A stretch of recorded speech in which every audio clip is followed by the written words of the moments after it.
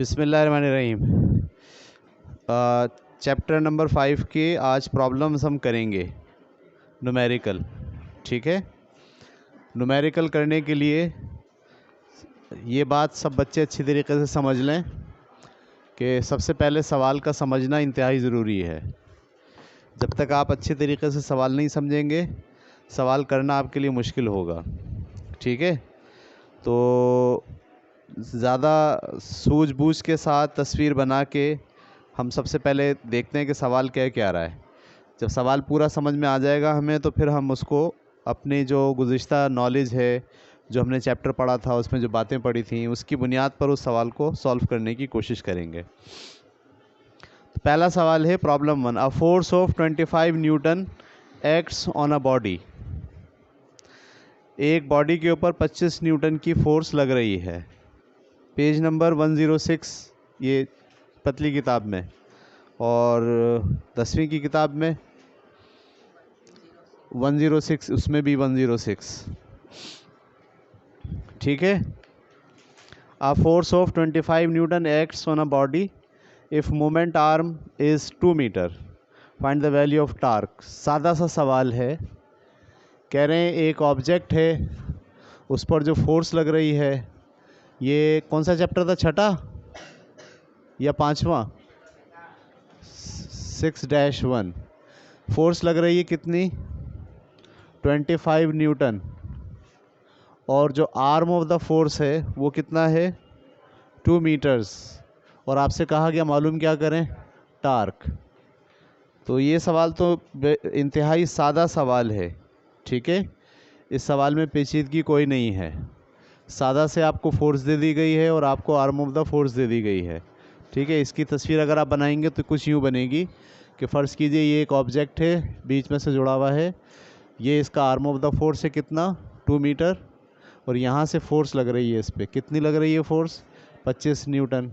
तो कह रहे हैं इसका क्या मालूम करना है? इस पर अप्लाई होने वाला टार्क मालूम करना है। टार्क का फार्मूला क्या होता है? F/R।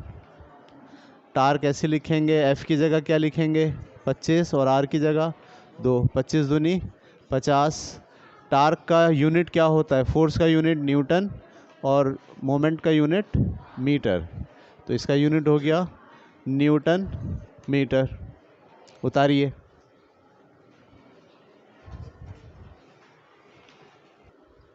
ठीक है, पेज नंबर 106 पर क्वेश्चन नंबर 2 हम करने जा रहे हैं अब।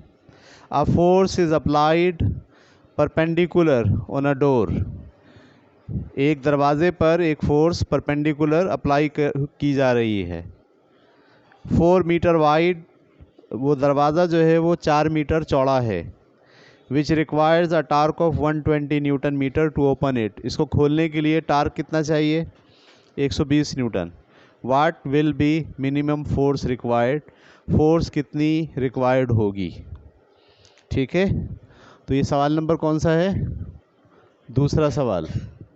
सवाल क्या कह रहा है? सवाल ये कह रहा है कि एक दरअसल क्या है, आपके पास दरवाज़ा है, सही है, ये दरवाज़े का कब्ज़ा है फ़र्ज़ कीजिए, और यहाँ यूँ दरवाज़ा ऐसे लगा हुआ है। ठीक है, तो इस दरवाज़े की जो वाइडनेस है, चौड़ाई है, वो कितनी है? 4 मीटर।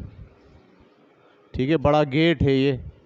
अच्छा, जब आप इसको खोलते हैं, ठीक है, तो खोलने के लिए आपको ताकत लगानी पड़ती है, क़ुव्वत लगानी पड़ती है, फोर्स। कितनी फोर्स लगा रहे हैं ये मालूम करना है। जबकि पूरा खोलने के लिए जो टोटल टार्क अप्लाई होता है वो कितना है? 120 न्यूटन मीटर। ये बात समझ आ गई आपको? उस दरवाज़े को मुकम्मल खोलने के लिए जो टोटल टार्क आपको चाहिए वो कितना? 120 न्यूटन। तो डेटा हमारे पास क्या है इस वक्त? सवाल का फोर्स मालूम करनी है। आर्म ऑफ द फोर्स कितना दिया हुआ है? 4 मीटर। और टार्क कितना दिया हुआ है? 120 न्यूटन मीटर। तो टार्क का फार्मूला लगाइए। टार्क का फार्मूला क्या था? F/R। टी की जगह पे क्या लिखा जाए? 120। F की जगह पर क्या लिखा जाए? मालूम करना है। R कितना है? 4।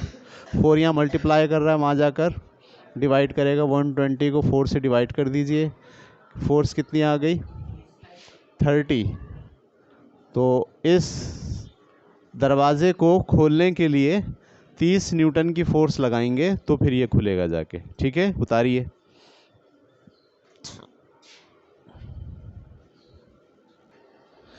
क्वेश्चन नंबर 3, पेज नंबर 106 पर। What is the moment of the couple of 10 newton. 10 newton कुव्वत लग रही है, उसकी वजह से कितना कपल अप्लाई होगा at the extremities of a rod. एक रॉड के कोनों पर लग रहे हैं 10 न्यूटन की force, as shown in figure, जिस तरह के फिगर में दिया गया है। How can this couple be balanced, इसको कैसे जो है वो बैलेंस किया जा सकता है। तस्वीर जो बनी हुई है वो क्या है, एक राड है, ठीक है, कितने मीटर की राड है 5 मीटर की। ये इसका सेंटर है, यहाँ पर एक फोर्स लग रही है और यहाँ पर एक फोर्स लग रही है। ये फोर्स भी कितनी है 10 न्यूटन की, ये वाली फोर्स भी कितनी है 10 न्यूटन की, ठीक है। और इनके दरमियान जो डिस्टेंस है वो कितना है 5 मीटर। तो ये कैसे घूम रहा है, एंटी क्लॉकवाइज घूम रही है, सही है। अगर 10 न्यूटन की फोर्स यहाँ घुमाना चाह रही है, 10 न्यूटन की फोर्स यहाँ घुमाना चाह रही है, तो ये भी इसको कैसे घुमा रही है एंटी क्लॉकवाइज, और ये भी कैसे घुमा रही है एंटी क्लॉकवाइज। तो अगर आप चाहते हैं इसको बैलेंस करना, बैलेंस का मतलब ये नहीं घूमे, इक्विलिब्रियम में आ जाए, तो आपको इसके ऊपर क्या करना पड़ेगा, एक और कपल लगाना पड़ेगा जो क्लॉकवाइज होना चाहिए। ये किस तरह घुमाना चाह रहा है एंटी क्लॉकवाइज, आपको कैसा लगाना है क्लॉकवाइज, तब जाके क्या होगा ये बैलेंस होगा। तो डेटा हमें क्या दिया हुआ, फोर्स दी गई है 6.3 है, ये फोर्स दी गई है 10 न्यूटन, ठीक है, और डिस्टेंस दिया हुआ है कितना 5 मीटर, और मालूम क्या करना है कपल, ठीक है। अगर जो कपल इस वक्त मौजूद है वो मालूम करें तो वो किसके बराबर होगा, वो होता है F और परपेंडिकुलर डिस्टेंस D। ये परपेंडिकुलर डिस्टेंस ही है दोनों का, तो फोर्स की जगह मैं क्या लिखूं 10, और परपेंडिकुलर डिस्टेंस कितना है 5, 50 न्यूटन। इस वक्त 50 न्यूटन कैसे लग रहा है एंटी क्लॉकवाइज। अगर इसको बैलेंस करना चाहते हैं तो हमें क्या करना पड़ेगा, हमें अप्लाई करना पड़ेगा इतना ही कपल, लेकिन वो क्लॉकवाइज नहीं होना चाहिए, सॉरी वो ये एंटी क्लॉकवाइज है, वो क्या होगा क्लॉकवाइज, ठीक है। Apply 50 newton clockwise to balance this couple, ठीक है, उतारिए। ठीक है भाई, पेज नंबर 106 पर चौथा सवाल, ठीक है। 2 10 kg मासेस, 2 10 kg के मासेस हैं, आर सस्पेंडेड, वो लटकाए गए हैं, at the 2 ends of a rope, एक रस्सी के 2 सिरे पर, which passes over lift light frictionless pulley, जो एक हल्की सी बेरगड़ चरखी पर से गुजर रहे हैं। The pulley is attach to a chain, और पुली जो है वो अटैच हुई हुई एक चेन से, which goes to the ceiling, जो जाके छत में लगी हुई है, एज शॉन इन फिगर 6.2, जैसे कि तस्वीर में दिया गया है। What is the tension in the rope और इन द चेन, रोप में क्या टेंशन है वो भी पता चलाइए, और चेन में क्या टेंशन है वो भी पता चलाइए, ठीक है।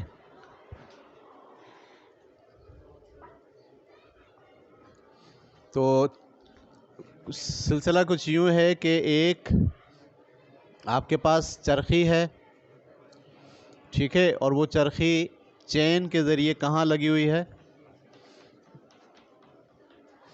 छत में, ठीक है, और उसके पास से यहाँ से 10 kg का मास यहाँ बंधा हुआ है और 10 kg का मास यहाँ बंधा हुआ है, ठीक है। तो अब ये जो डोरी है आपकी, इस डोरी के अंदर टेंशन क्या है ये मालूम करना है, और ये जो चेन है इसमें भी कुछ टेंशन होगा ये मालूम करना है, ठीक है। अगर ये इक्विलिब्रियम कंडीशन में है, क्योंकि 10 किलो यहाँ है 10 किलो यहाँ है, ये बैलेंस हो गया है, सही है। ऐसा नहीं है कि ये भाग रहे हैं ऊपर नीचे हो रहे हैं, नहीं, दोनों 10-10 kg के हैं, दोनों क्या हो गए, बैलेंस हो गए। अच्छा, अगर बैलेंस हो गए तो फ़र्ज़ कीजिए कि ये जो 10 kg है ये नीचे जाना चाहता है, इसको हम कह रहे हैं W1। ये भी 10 kg है, ये कहाँ जाना चाहता है, इसको हम जाहिर कर रहे हैं किससे। अच्छा, जब ये इसको नीचे लेके जाना चाहता है तो डोरी क्या करना चाहती है इसको हम जाहिर कर रहे हैं टेंशन 1 से। ये W2 इसको नीचे लेके जाना चाहता है, ये डोरी का टेंशन इसको जाहिर किससे कर रहे हैं, टेंशन 2 से। और ये जो टेंशन है इस चेन में, इसको हम जाहिर किससे कर रहे हैं, टेंशन 3 से। क्लियर। अच्छा, अब देखिए, अगर मैं आपसे ये कहूँ कि ये वाई डायरेक्शन में जो फोर्सेस लग रही हैं,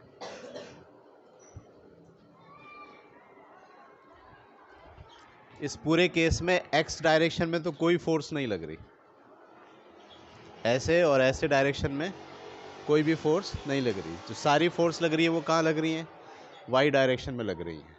क्लियर हो रही बात आपको।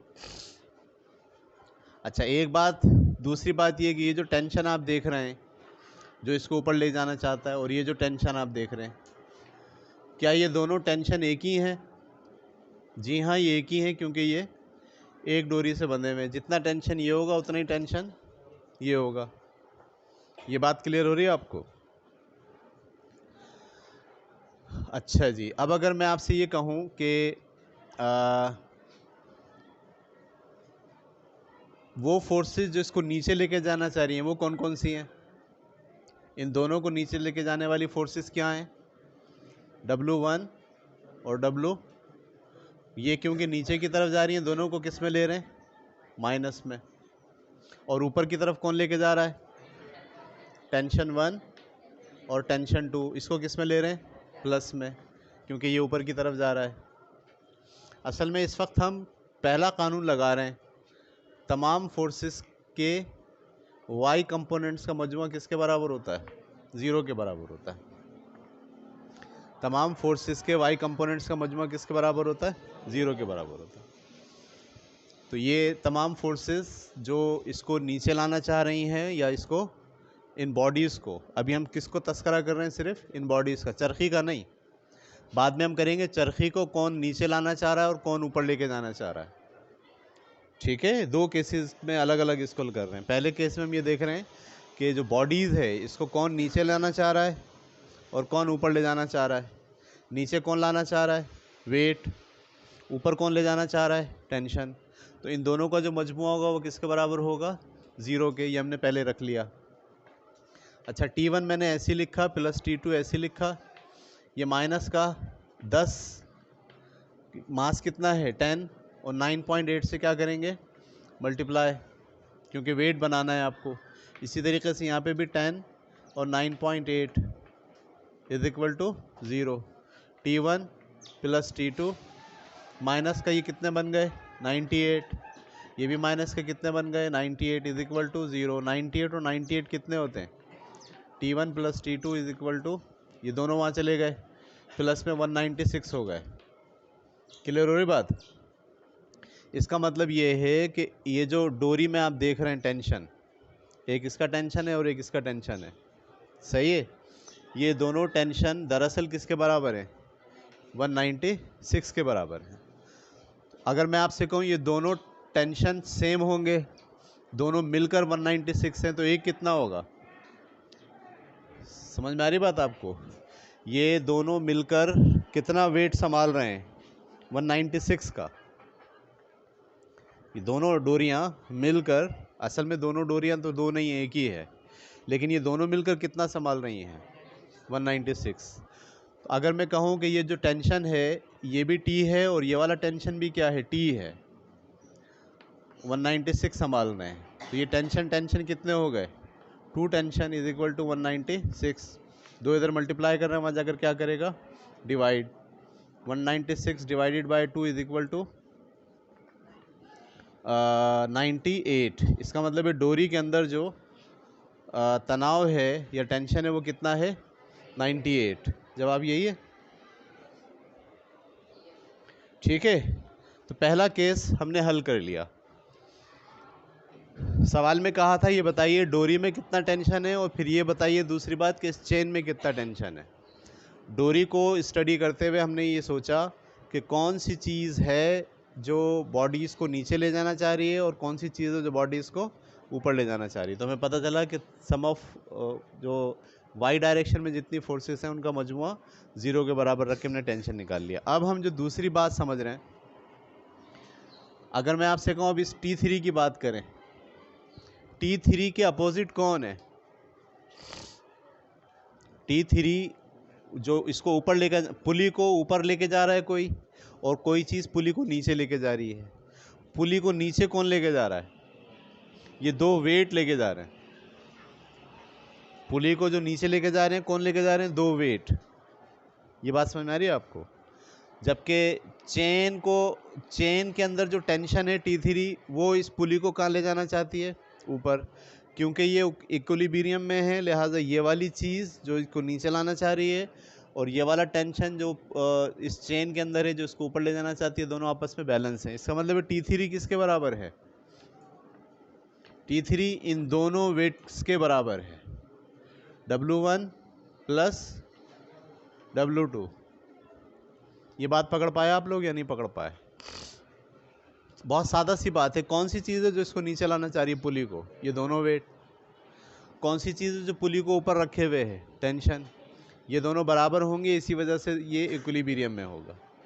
तो मैं फिर यहाँ पे लिखूँ T3 बराबर है किसके, ये 9 वेट मास कितना है 10, और G की वैल्यू क्या है 9.8 प्लस 10 इंटू 9.8, इन दोनों को जमा करें, ये 98 हो गया प्लस का 98, और ये दोनों मिलकर कितना होगा 196 न्यूटन। इसका मतलब है T3 कितना है, 196 न्यूटन है। ठीक है, उतारिए इसे।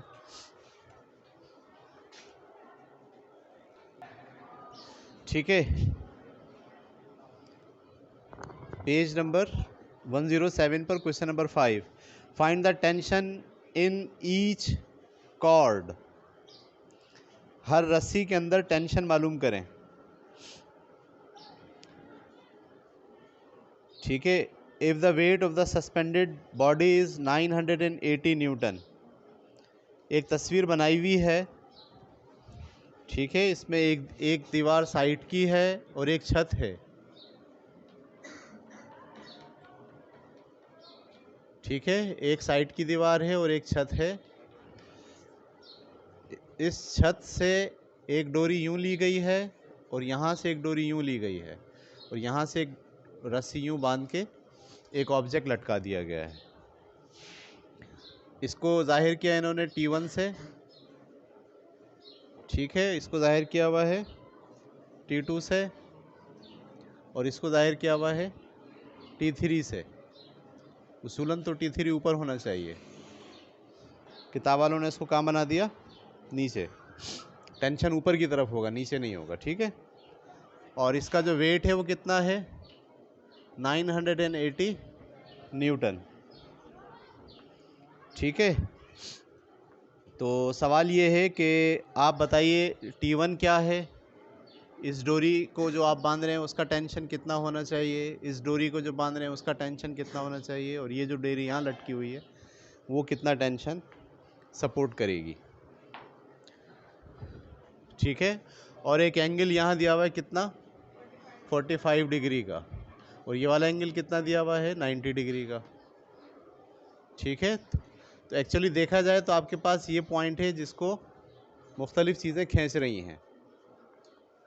ठीक है, ये जो आपके पास फोर्स है T2, इस फोर्स के अगर आप 2 कंपोनेंट बना लें, एक T2 का ये कौन सा कंपोनेंट कहलाएगा, X, ये वाला 45 है तो ये भी कितना होगा, और एक ये वाला T2 का y कंपोनेंट। आप अगर इसको सोच रहे हैं तो ये क्या चाहता है, इस पॉइंट को यहाँ लेके जाना, लेकिन अगर आप इसको सोचने के बजाय इसके कंपोनेंट्स को सोचें तो इसका एक कंपोनेंट्स क्या चाहता है, इस पॉइंट को यहाँ ले जाना चाहता है, और एक कंपोनेंट क्या चाहता है, ऊपर ले जाना। क्लियर हो रही बात आपको? और ये वाला जो T1 है वो क्या चाहता है, इसको अपनी तरफ खींचना। T3 का क्या चाहता है, T3 नहीं बल्कि वेट, इसका ये जो वेट है नीचे की तरफ, ये इसको क्या चाहता है, नीचे की तरफ लाना। और T3 क्या चाहता है, ऊपर की तरफ लेके जाना। क्लियर हो गई बात आपको? तो अगर हम आपसे कहें कि ये जो पॉइंट है, इस पॉइंट पर कितनी फोर्सेस अमल कर रही हैं जो इसको नीचे और ऊपर लेकर आती हैं, दूसरे अल्फाज में आप कंडीशन लगा रहे हैं। पहली कंडीशन क्या होती है, तमाम x कंपोनेंट्स का मजमुआ 0 होता है और तमाम y कंपोनेंट्स का मजमुआ भी 0 होता है। x कंपोनेंट इसमें कौन कौन सा है, एक T2 है और एक क्या है, T1 है, ऐसा ही है। तो हम लिख रहे हैं सबसे पहले तमाम कंपोनेंट्स के x कंपोनेंट का मजमुआ किसके बराबर है, x कंपोनेंट ये माइनस में जा रहा है और ये किस में जा रहा है, प्लस में। तो मैंने लिखा T2x माइनस का T1, इसका जो मजमू होगा किसके बराबर होगा। ये बात पकड़ पाया आप? इस केस में x डायरेक्शन में कितनी फोर्सेस दिख रही हैं, एक ये T1 दिख रही है और एक T2 दिख रही है। T2 किस डायरेक्शन में, प्लस डायरेक्शन में, और T1 किस डायरेक्शन में, माइनस में। तो मैंने T1 को माइनस ले लिया, T2 को। अच्छा, जो T2x बना वो दरअसल क्या है, T2 cos 45 है, पता है ना आपको ये बात। माइनस का T1 वाले जाइए, किसका हो जाएगा, प्लस का T1। तो T2 मैंने ऐसे लिखा, cos 45 की वैल्यू बताइए, उसमें बताइएगा रूट में। पेज नंबर किस पे, 55 पे है। 1/√2, ये आगे 1/√2 इज इक्वल टू T1। ये इधर डिवाइड कर रहा है, वहाँ जाकर क्या करेगा, T2 बराबर है किसके, T1 इंटू √2। ये एक इक्वेशन हमने बना ली, ठीक है। अभी हमने क्या करा है, अभी हमने तमाम x कंपोनेंट का मजमुआ 0 रखा है। अब किसका मजमुआ, तमाम y कंपोनेंट्स का मजमुआ क्या रखेंगे, 0। y components Fy is equal to 0। आप सोचिए इस मुकाम पर कौन कौन सी फोर्सेस हैं जो y की डायरेक्शन में लग रही हैं।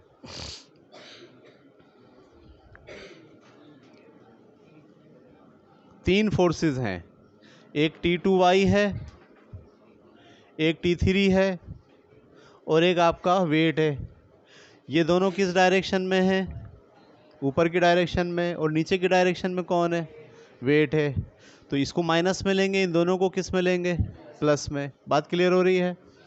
तो देखिए मैं क्या ले रहा हूँ, प्लस में किसको ले रहा हूँ, T2y को, और प्लस का T3 को, और माइनस का 98 को, 980 को डायरेक्ट लिख दिया मैंने, बराबर है किसके, 0 के, ठीक है।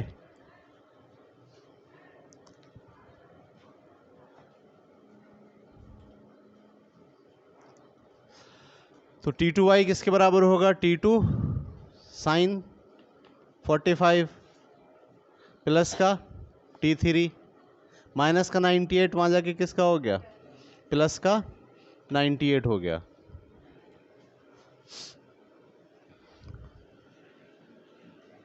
ठीक है। अच्छा, अब इसमें जो मुश्किल बात है वो ये है कि ये जो पॉइंट है, इस पॉइंट को क्या ये टेंशन ऊपर धक्का मार रहा है, ये वाला पॉइंट, ये वाली जो टेंशन है इस पॉइंट को ऊपर धक्का नहीं मार रही, सिर्फ इसको नीचे ही वेट खींच रहा है। ये बात समझ आ रही है आपको? इसको समझिए ज़रा। जब मैं आपसे कह रहा हूँ कि इसके और इस पॉइंट के दरमियान में एक रस्सी है, तो जब आप इन दोनों को देख रहे हैं तो यहाँ पर मुकाबला किसका हो रहा है, वेट का और टेंशन का। लेकिन जब आप इस पॉइंट को ये देख रहे हैं कि इस पॉइंट को कौन खींच रहा है, तो आप इस पॉइंट को कौन खींच रहा है में सिर्फ क्या लेंगे, वेट क्या ये टी खींच रहा है ऊपर की तरफ इस पॉइंट को? समझ में आ रही बात आपको? तो मैं जिन फोर्सेस को अप्लाई कर रहा हूँ वो फोर्सेस हैं जो कहाँ अप्लाई हो रही हैं, इस वाले पॉइंट पर। तो इस वाले पॉइंट पर T3 अप्लाई नहीं हो रहा। क्या T3 इस पॉइंट को खींच रहा है ऊपर की तरफ? हाँ, ये T2 खींच रहा है इसको ऊपर की तरफ। तो इसके मुकाबले में सिर्फ कौन है नीचे? 98। तो यहाँ से मैं ये T3 क्या कर रहा हूँ? गायब कर रहा हूँ। आपकी समझ में आई बात या नहीं आई? यानी जब मैं तमाम फोर्सेस का मजमुआ ज़ीरो ले रहा हूँ तो मैं इस पॉइंट पर अमल करने वाली तमाम वाई फोर्सेस का मजमुआ ज़ीरो ले रहा हूँ। इस पॉइंट पर अमल कौन कौन सी फोर्सेस कर रही हैं? जो उसको ऊपर ले जाना चाहती हैं और जो उसको नीचे ले जाना चाहती हैं। ऊपर सिर्फ कौन सी लेके जाना चाहती है? T2y। और नीचे सिर्फ कौन सी ले जाना चाहती है? 980। तो यहाँ से आप T2 sin 45 की वैल्यू निकालिए। वही है 1/√2। ये इधर डिवाइड कर रहा है, वहाँ जाकर क्या करेगा? मल्टीप्लाई करेगा। अगले स्टेप में T2 मैंने ऐसे लिखा, ये डिवाइड कर रहा है, वहाँ जाके मल्टीप्लाई करेगा। 980 को मल्टीप्लाई कर दीजिए किससे? 1/√2 से। ये बात क्लियर हो गई? तो T2 की वैल्यू आ गई। एक T2 की क्या वैल्यू आ गई? इसको ज़रा हल करके बताइए। 980 को √2 से डिवाइड करें।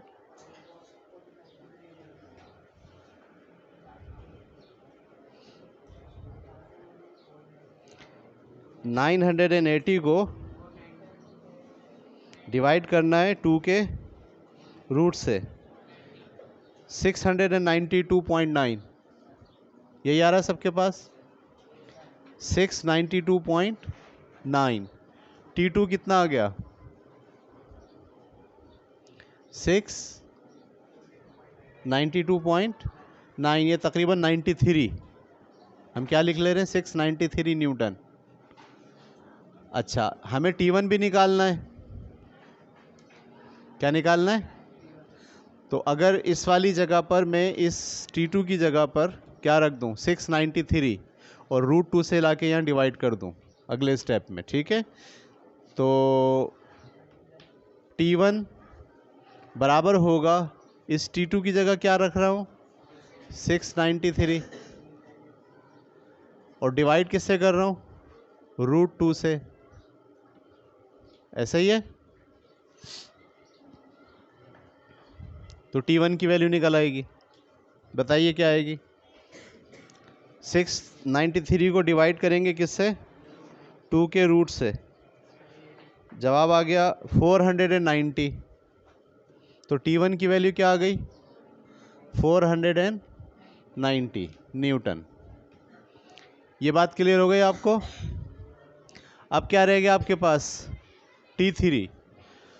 जब आप T3 को देखते हैं तो ये पॉइंट है जिसको T3 ऊपर खींच रहा है और इस पॉइंट को 98 क्या खींच रहा है? 980 नीचे खींच रहा है। ये बात क्लियर हो रही है?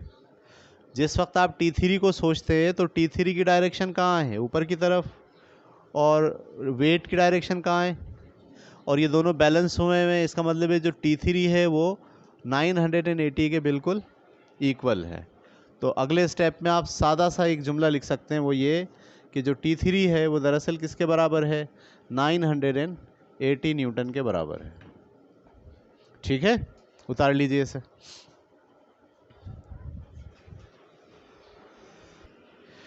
ठीक है, देखिए यहाँ मिस्टेक कर गए हम। ये √2 यहाँ क्या कर रहा है? डिवाइड। वहाँ जाकर क्या करेगा? तो मैं वहाँ मल्टीप्लाई करने के बजाय क्या कर रहा हूँ? डिवाइड कर रहा हूँ।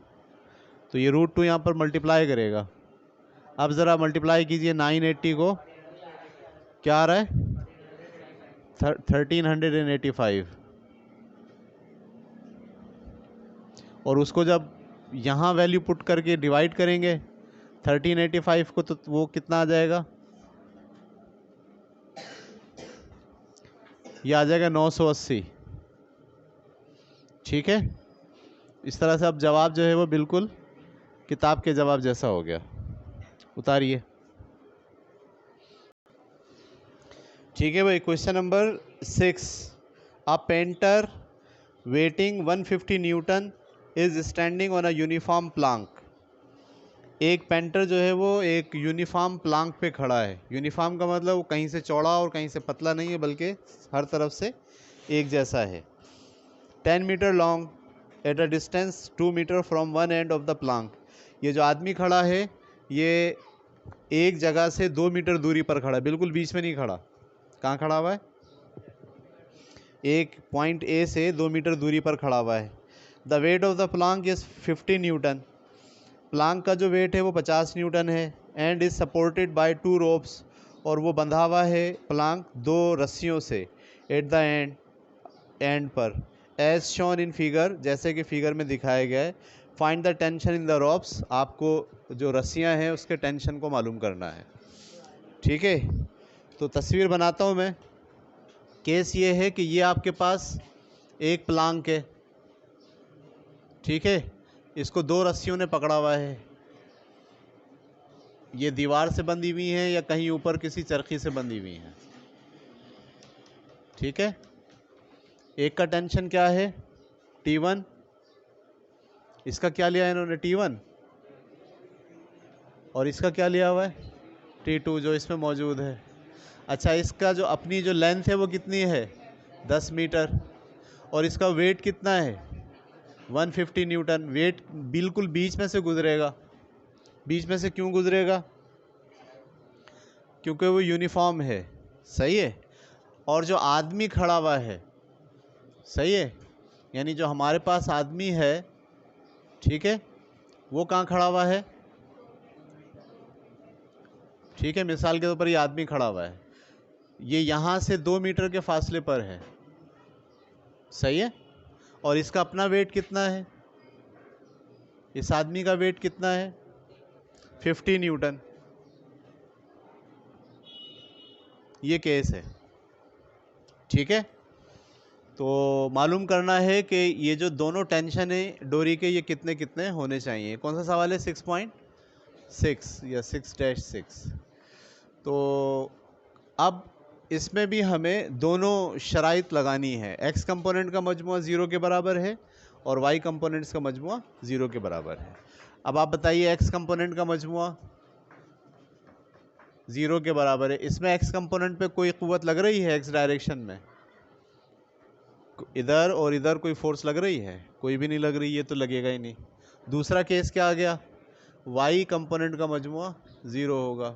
वाई कंपोनेंट कौन कौन से लग रहे हैं? ये फोर्स उसको ऊपर ले जाना चाहती है, ये फोर्स ऊपर ले जाना चाहती है, और ये दोनों फोर्सेस नीचे लाना चाहती हैं। तो T1 प्लस में है, T2 भी प्लस में है, लेकिन 150 न्यूटन और 50 ये दोनों माइनस में है, जो उसको नीचे ले जाना चाहते हैं। तो T1 प्लस T2 बराबर है किसके? 150 और 50 कितने हो गए? 200। माइनस का मजा कि किसका हो गया? प्लस का 200। ये इक्वेशन नंबर 1 हमने बना के छोड़ दी। यहाँ तक क्लियर हो गई बात? दोनों केसेस लगा दिए हमने फर्स्ट कंडीशन के। अब हम लगाएंगे टार्क। क्या लगाएंगे? देखिए, इस पॉइंट को हम सेंटर मानते हैं। किस पॉइंट को क्या मानते हैं? जब इस पॉइंट को सेंटर मानेंगे तो ये वाली फोर्स क्या चाहती है? इसको क्लॉकवाइज घुमाना। ये वाली फोर्स क्या चाहती है? एंटी क्लॉकवाइज घुमाना। ये वाली फोर्स क्या चाहती है? एंटी क्लॉकवाइज घुमाना। जबकि ये वाली फोर्स ज़ाया हो जाएगी, क्योंकि ये फोर्स तो है, आर्म ऑफ द फोर्स नहीं है। ये बात पकड़ पाया आप? तो अब हम क्या कर रहे हैं? दूसरी इक्विलिब्रियम की दूसरी शर्त। क्या शर्त है? तमाम टार्क्स का मजमुआ 0 होता है। तो पहले मैं ले रहा हूँ क्लॉकवाइज। क्लॉकवाइज कौन घुमाना चाहता है इसको? घड़ी की तरह कौन घुमाना चाहता है? T1 घुमाना चाहता है ऐसे। तो क्लॉकवाइज माइनस में होता है। क्लॉकवाइज किस में होता है? T1। अच्छा, जो T1 है इसका फोर्स तो T1 है, और सेंटर से फासला कितना है? 5 है। ये टार्क समझ में आ गया, माइनस वाला? अच्छा, ये वाला टार्क क्या चाहता है? इसको एंटी क्लॉकवाइज। तो एंटी क्लॉकवाइज किस में होता है?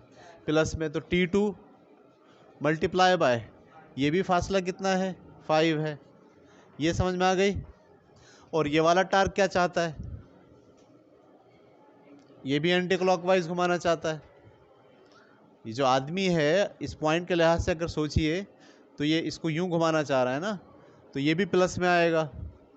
तो आदमी का wait of the man into यहाँ से कितना फासला है यहाँ तक का 3 मीटर।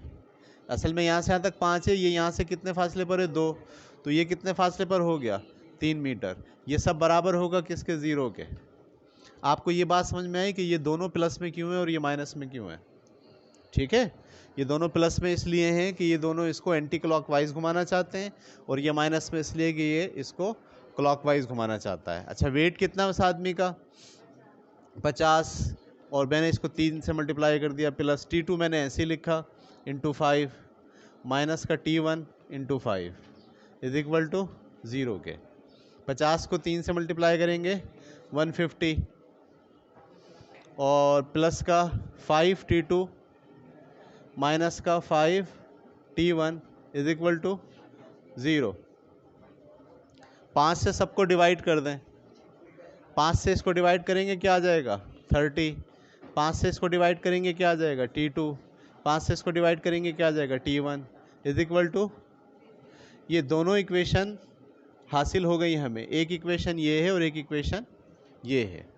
तो एक काम करते हैं, ये जो प्लस का 30 इसको भी वहाँ ले जाते हैं। ये क्या बना T2 माइनस T1 बराबर है किसके माइनस का 30 के। क्लियर हो गई बात आपको। अब इसको इक्वेशन नंबर 2 का नाम दें, यहाँ ना दें, ये है इक्वेशन नंबर 2। अब इक्वेशन 1 और 2 दोनों को हल करके हम T1 और T2 दोनों मालूम कर सकते हैं। कैसे? मैं कर रहा हूँ एडिंग 1 एंड 2। 1 क्या है आपके पास T1 प्लस T2 बराबर है किसके 200 के, और 2 क्या है T2 माइनस T1 ऐसे ही है, बराबर है किसके माइनस के 30 के। अब जब मैं इसको ऐड करूँगा तो ये T1 से T1 कट जाएगा क्योंकि प्लस माइनस है। ये T2 और T2 कितने हो गए 2T2, सही है, बराबर है किसके 200 में से 30 निकाल दो 170। 2 यहाँ मल्टीप्लाई कर रहा है, वहाँ जाकर क्या करेगा 170 को जब आप 2 से डिवाइड करेंगे तो जवाब क्या आ जाएगा 2 अट्ठे 16, 2 पंजे 10, 85। तो T2 की वैल्यू क्या आ गई 85 न्यूटन। अच्छा, T2 की वैल्यू 85 आ गई। T1 किसके बराबर है, यहाँ पर T1 प्लस T2 बराबर है किसके 200 के। तो मैं अगर यहाँ T2 की जगह पर 85 लिख दूँ इज इक्वल टू 200, प्लस का 85 है उसको वहाँ ले जाओ, वहाँ जाकर किसका हो जाएगा माइनस का। तो T1 is equal to 200 minus का 85, कितने बचे 150 15 ना। तो T1 की वैल्यू क्या आ गई 115 और T2 की वैल्यू क्या आ गई 85। ठीक है, उतारिए, जवाब यही है या नहीं, क्या कह रहा है आंसर।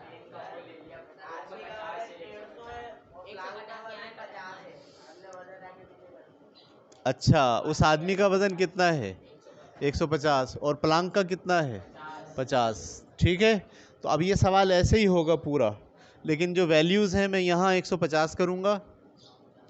ठीक है, ऐसे ही है ना, और वो तो 50 यूज़ ही नहीं हुई, टार्क में वो 50 यूज़ नहीं हुई, तो फिर सिर्फ यहाँ पर आपको क्या लगना है, तो ये कितना हो जाएगा 450।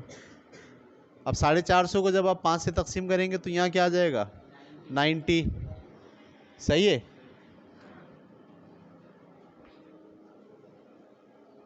$90 आ गया। अगले स्टेप में ये वहाँ प्लस का 90, वहाँ जाके किसका हो जाएगा माइनस का 90, तो यहाँ माइनस का 90 होगा। 200 में से जब आप 90 निकालेंगे तो कितना बचेगा 110 बचेगा। 110 को जब 2 से तकसीम करेंगे तो क्या आएगा 55 आएगा। ये 55 आ गया। फिर 55 को यहाँ रखेंगे, 55 वहाँ जाके किसका माइनस का, 200 में से 55 जाएगा तो कितना बचेगा 145, सही है। अब चलिए उतारिए, बिस्मिल्लाहिर्रहमानिर्रहीम। अब हम क्वेश्चन नंबर करेंगे, क्वेश्चन नंबर 6, छठे चैप्टर का 7वां सवाल। ठीक है, तो इस सवाल के अंदर आपको एक फिगर दी गई है, एक तस्वीर, और उस तस्वीर के अंदर कुछ वैल्यूज़ दे दी गई हैं। उन वैल्यूज़ को इस्तेमाल करके कुछ चीज़ें मालूम करनी है। पहले आप सवाल समझ जाइए। सवाल ये है कि एक ये बीम है, ठीक है, ये पूरा क्या है, एक बीम है। थोड़ा सा बीम नज़र नहीं आ रहा, अब सही है, ठीक है जी। ठीक है, ये एक बीम है जो दीवार के अंदर ठुका हुआ है, ठीक है, और बीम के सिरे पर एक 300 न्यूटन का वेट जो है लटका हुआ है। अच्छा, इस बीम का अपना भी एक वेट है जो बिल्कुल सेंटर से गुजर रहा है, वो भी 300 न्यूटन है, ठीक है। अच्छा, इस बीम को ये जो दो वेट हैं, एक तो जो चीज़ लटकी हुई है उसका वेट है, और दूसरा इस बीम का अपना भी एक वेट है। तो इन दोनों, ये दोनों वेट क्या कर रहे हैं, इसको नीचे झुका रहे हैं। इसको बैलेंस करने के लिए एक वायर हमने यहाँ दीवार के साथ बांध दिया है, ठीक है। सवाल ये है कि इस वायर में जो टेंशन है वो आपको मालूम करना है, नंबर 1। और नंबर 2, यहाँ जहाँ ये ठुका हुआ है, ठीक है, वहाँ पर भी जो है वो दीवार कुछ ना कुछ रद्द अमल पेश कर रही है, ठीक है।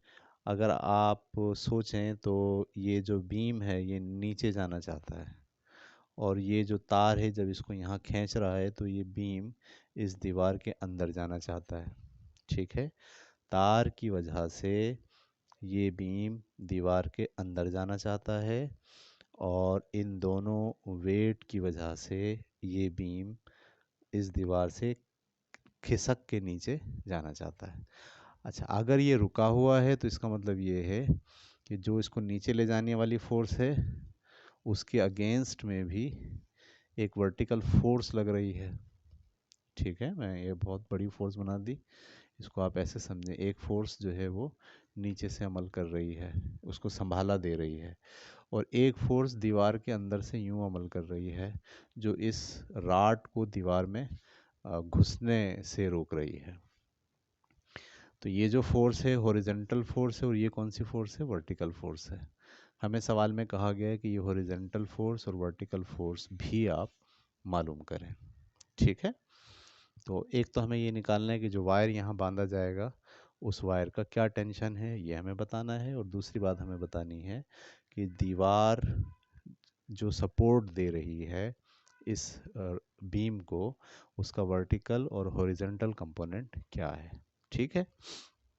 तो हम सबसे पहले इस सवाल को हल करने के लिए जो पहला उसूल है, तमाम एक्स फोर्सेस का मजमूआ ज़ीरो होता है, ठीक है। अब एक्स फोर्सेस पर अगर गौर करें तो एक तो ये टी है, ठीक है। अगर इस टी के दो कंपोनेंट बना लें तो ये वाला कंपोनेंट कहलाएगा टी का वाई कंपोनेंट, और ये वाला जो कंपोनेंट यहाँ अमल कर रहा है ऐसे करके वो कहलाएगा टी का एक्स कंपोनेंट, ठीक है।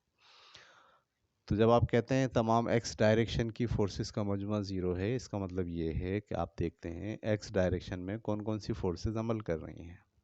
इस केस में एक्स डायरेक्शन में दो फोर्स अमल कर रही हैं, एक टी एक्स जो यहाँ है और एक एच जो यहाँ है। एच की डायरेक्शन पॉजिटिव है, इसको हमने पॉजिटिव ले लिया एच को, और टी एक्स की डायरेक्शन नेगेटिव है, इसको हमने नेगेटिव ले लिया टी एक्स को। ये दोनों का मजमुआ किसके बराबर होगा, ज़ीरो के। तो एच बराबर आ गया टी एक्स के। इसी तरह से हम लिख सकते हैं कि एच जो है वो बराबर है टेंशन, और एक्स कंपोनेंट तो यहाँ जाएगा कॉस थीटा। थीटा कितना है, 30 डिग्री। यहाँ जो एंगल है ये कितना है, 30 डिग्री, ठीक है। तो कॉस 30 की वैल्यू क्या होती है, ठीक है। कॉस 30 की वैल्यू अगर हम कैलकुलेटर से निकालें तो 30 का जो कॉस है 0.8660। तो यहाँ पर मैं h जो है वो लिख रहा हूँ t इंटू 0.8660, ठीक है। ये हमने कौन सा उसूल लगाया, इक्विलिब्रियम की पहली कंडीशन हमने लगा दी कि तमाम फोर्सेस के एक्स कंपोनेंट का मजमूआ ज़ीरो होगा।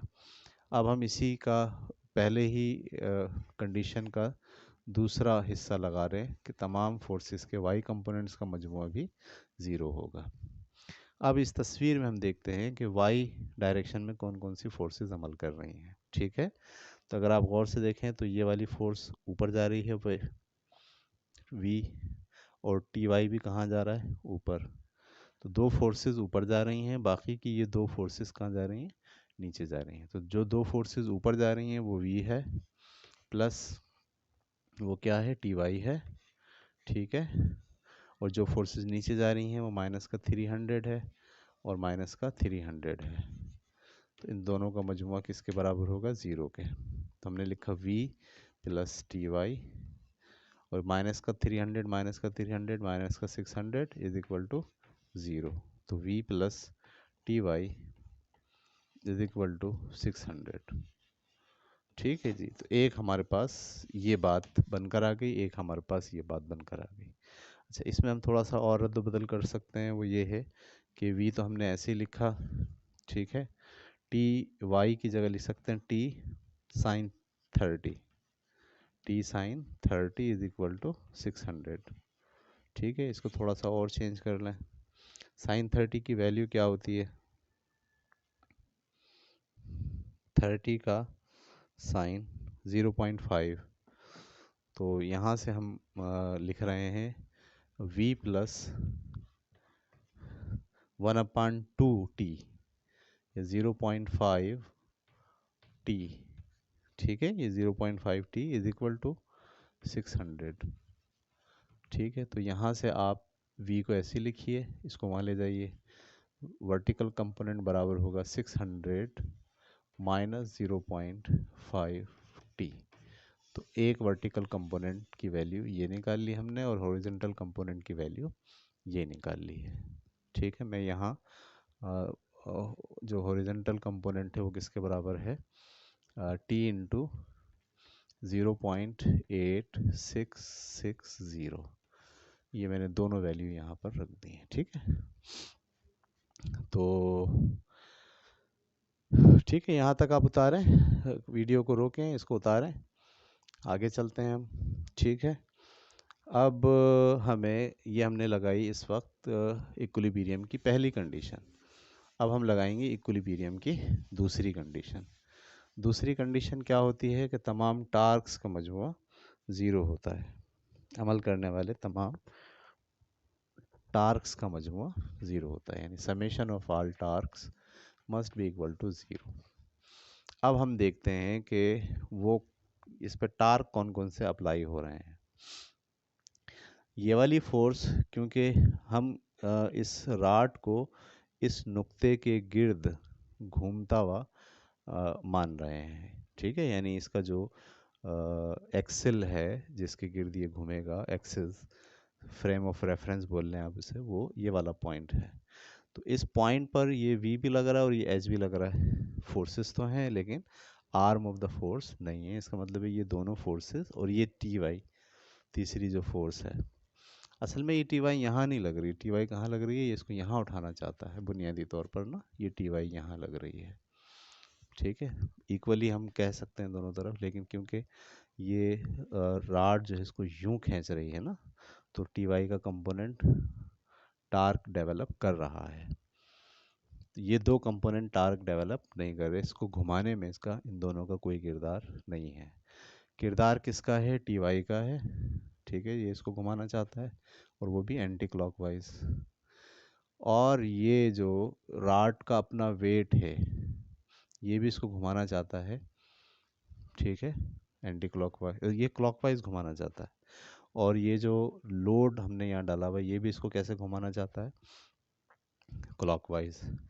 अच्छा, यहाँ हम देख रहे हैं कि यहाँ से यहाँ तक का फासला 5 मीटर है और ये 1 मीटर है। इसका मतलब ये इसका जो बाजू है, यानी फोर्स और arm of the force, force क्या है 300 और आर्म ऑफ द फोर्स कितना है 6। मैं यहाँ मेंटेन कर दे रहा हूँ, सही है। इसी तरीके से अगर इसको देखें, ये 300 फोर्स है और आर्म ऑफ द फोर्स कितना है, अगर ये 6 है, अगर ये 6 है और ये इसके सेंटर से गुजरेगा, यानी जो वेट होगा राड का वो कहाँ से गुजरेगा, उसके सेंटर से गुजरेगा, तो ये जो आर्म ऑफ द फोर्स बना ये बना 3, ठीक है। इसका आर्म ऑफ द फोर्स क्या बना 6 और इसका आर्म ऑफ द फोर्स क्या बना 3। जबकि ये जो फोर्स अमल कर रही है, ठीक है, ये टी वाई है, इसका आर्म ऑफ द फोर्स ये है, और ये दरअसल कितना है 5 है, तो इसके लिए हम क्या ले रहे हैं 5 ले रहे हैं, ठीक है। अब देखिए वो पहली फोर्सेस जो इसको एंटी क्लॉकवाइज घुमा रही हैं उनको पॉजिटिव लेते हैं, और जो क्लॉकवाइज घुमाते हैं उनको नेगेटिव लेते हैं। एंटी क्लॉकवाइज घुमाने वाली कौन सी फोर्स है, टी वाई है, और उसका आर्म ऑफ द फोर्स क्या है 5 है, ठीक है। और क्लॉकवाइज घुमाने वाली कौन सी फोर्स है, एक है माइनस का 300 इंटू 6। माइनस में मैंने क्यों लिया कि ये वाली जो फोर्स है ये इसको घड़ी की तरह घुमाना चाहती है, जो टार्क घड़ी की तरह होते हैं वो माइनस में लिए जाते हैं, तो मैंने ये वाला एक टार्क ये वाला ले लिया 3 इंटू 6। अच्छा, एक उसका वेट है जो उसको घुमाना चाह रहा है, वो भी घड़ी की तरह घुमाना चाह रहा है, उसको भी किस में लेंगे माइनस में, वो है कितना 300 इंटू 3। 3 हमने क्यों लिया है, क्योंकि ये इसका वेट है जो सेंटर से गुजर रहा है। अगर राड 6 मीटर है तो सेंटर उसका कितना बनेगा 3 मीटर बनेगा, तो इन सब का भी मजमुआ किसके बराबर है 0 के बराबर है, ठीक है। अच्छा, टी वाई के बारे में हम जानते हैं, टी वाई क्या है दरअसल, ये है टी साइन 30 माइनस का 1800, ठीक है, और माइनस का 900 बराबर है किसके 0 के, ठीक है। अच्छा, अभी हमने पहले देखा साइन 30 की वैल्यू क्या होती है 0.5 या 1/2, मैं यहाँ लिख दिया 0.5। 1800 और 900 कितने हो गए, माइनस का 2700 बराबर है किसके 0 के। तो टी की वैल्यू यहाँ से क्या निकली, ये 1/2 भी लिख सकते हैं इसको, ये 2700 माइनस का वहाँ जाके किसका हो जाएगा प्लस का 2700, ठीक है। दो यहाँ डिवाइड कर रहा है, वहाँ जाके मल्टीप्लाई करेगा, टी की वैल्यू क्या आ गई 2700 मल्टीप्लाई बाय 2, 27 दूनी 5400 न्यूटन। इसका मतलब है जो रस्सी हमें बांधनी है उसके अंदर 5400 न्यूटन का टेंशन झेलने की गुंजाइश होनी चाहिए, ठीक है। अच्छा, जैसे ही हमारे पास ये निकल गया, हम इस वैल्यू को इस्तेमाल करके यहाँ पर वर्टिकल जो है वो वैल्यू मालूम कर सकते हैं, ठीक है। ये वैल्यू कुछ ज़्यादा लग रही है, इसे चेक कर लेते हैं।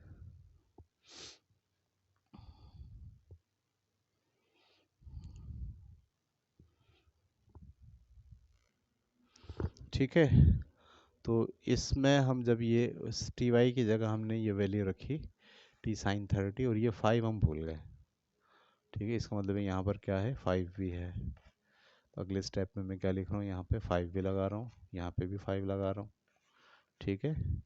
अगले स्टेप में 5, तो ये दो वहाँ जाके मल्टीप्लाई किया इसने 5400 हुआ, और अगले स्टेप में 5 यहाँ मल्टीप्लाई कर रहा है, वहाँ जाकर क्या करेगा डिवाइड करेगा, 5400 डिवाइडेड बाय सॉरी हाँ डिवाइडेड बाय 5, तो 5 वन ज़ा 5 0, 5 अट्ठे 40, ठीक है, और 0, तो ये बना 1080। जो टेंशन है यानी जो आपको राड लगानी है ये वाली, उसके अंदर कितना टेंशन बेयर करने की सलाहियत होनी चाहिए 1080, ठीक है। अच्छा, दूसरी बात जो हमें मालूम करनी थी वो ये है कि वर्टिकल कंपोनेंट क्या होगा और हॉरिजॉन्टल कंपोनेंट क्या होगा। तो वर्टिकल कंपोनेंट दरअसल बराबर होता है किसके 600 माइनस का 0.5 इंटू टी। इस टी की जगह में ये जो वैल्यू है 1080 ये मैं लगा देता हूँ, ठीक है। 600 ऐसे लिखा, ये 1/2 है, जब 2 से उसको डिवाइड करेंगे 2 5 ज़ा 10, 2 4 0 और 2 0 ऐसे 540। 600 में से 540 निकालेंगे तो बचेगा आपके पास 60 न्यूटन। इसका मतलब है वर्टिकल जो यहाँ से बेयरनेस जो लग रही है या जो रद्द-ए-अमल लग रहा है दीवार का, वो दरअसल कितना है, 600 न्यूटन। अच्छा, फिर ये वाला जो रद्द-ए-अमल दीवार लगा रही है उसको हमने निकाला था यहाँ पर, H बराबर है, H किसके बराबर है, T इंटू 0.8660। T हमने कितना निकाला हुआ है, T हमने निकाला 1080। जब इसको मल्टीप्लाई करेंगे 0.8660 से, तो क्या जवाब आएगा, 0.8660 से जब हम मल्टीप्लाई करेंगे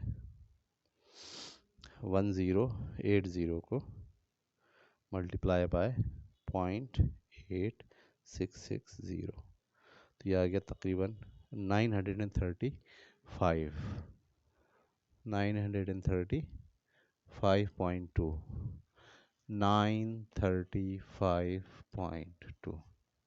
ये वर्टिकल जो है, सॉरी हॉरिजेंटल, जो रद्द-ए-अमल दीवार पेश कर रही है वो ये होगा। ठीक है, देखें इसको सही है या इसमें कोई गलती हमने की है।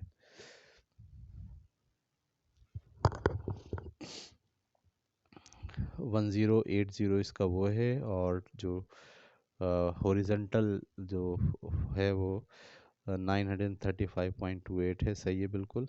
और इसी तरीके से जो वर्टिकल है वो 60 न्यूटन है। गुड, ठीक है। तो इस तरह से ये हमने छठे चैप्टर्स के तमाम न्यूमेरिकल हल कर लिए। आप इसको वीडियो को रोकें और रोक कर इस वाले पार्ट को भी उतार लें। ओके, अल्लाह हाफिज़।